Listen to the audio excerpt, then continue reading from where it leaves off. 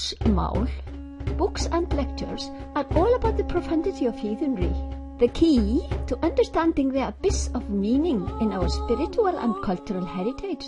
No one knows how old. Orally conveyed, we think, for ages, then written as manuscripts on hide. Now, why would I be telling? Because we are illiterate and poorly educated. We do not see the allegory in myths and sacred poems. We are illiterate on symbolic language. This counts for utter lack of understanding what abyss of truth and what profound science of life they convey. We do not learn anywhere why we choose to be born. No one seems to know nowadays. We are not taught what is the purpose and goal of our lifespans. What kind of education is this? We do not know that we are consciousness. Our expensive old institutions seem to be all about blind belief in the letter.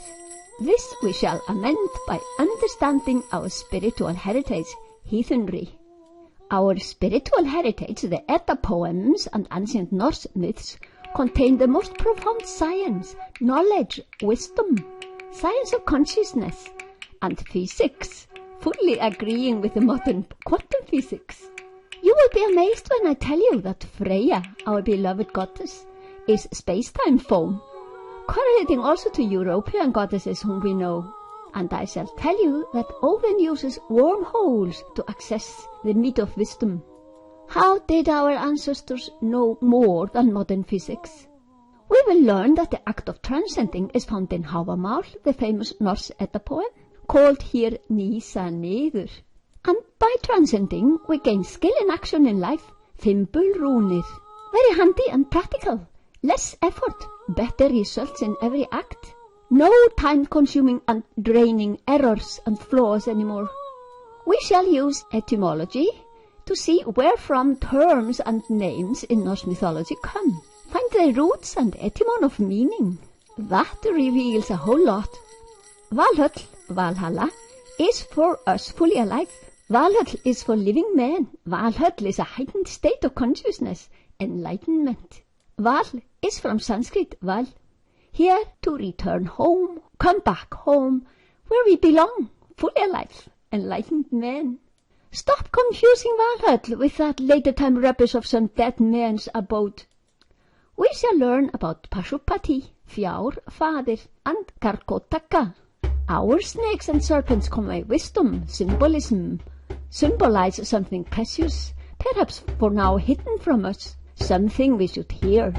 Serpents are even healing power. Serpents are nothing of that later time churchianity's ambiguous inventions like temptation, death, sneaky devil, nor any luring evil. The animals are not animals. The horns are not horns. Odin vili vie, some movement beginning in Ginnungagap by curiosity, seeking knowledge. That has consequences.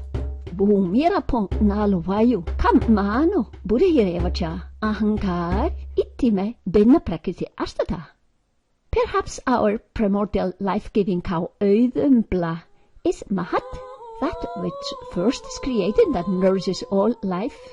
What are our gods in the universe? They are presidents of the laws of nature. Personifications are a trap. Do not see gods and goddesses as people having sex or fighting. Personifications are a trap. Worldly phenomena are meant to explain, but the listener must be pure enough to understand the profundity, see through the cues into himself. Do not believe in the letter. Belief is a tricky business. Go for the true meaning. I shall lead you to that. We have karma kanda, upasana kanda, jnana kanda, for men on different stages of evolution and understanding. But everyone should learn to transcend, nýsa niður. That is the most natural and the easiest that any man can do. We gain insight and wisdom when we transcend to the abyss of our pure consciousness. That is nýsa niður. Rid ourselves of triguna, and thereby the duality of our worlds. Nistra gunyo bav, be without the triguna for a while every day. Gain the meat of wisdom, gain fimbulrúnir to use in life.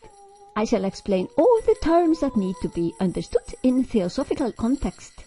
Hel, helja, is a quiet coffee break between lifespans. As we see it, we need many lifespans to reach the goal, perfection as thy goal.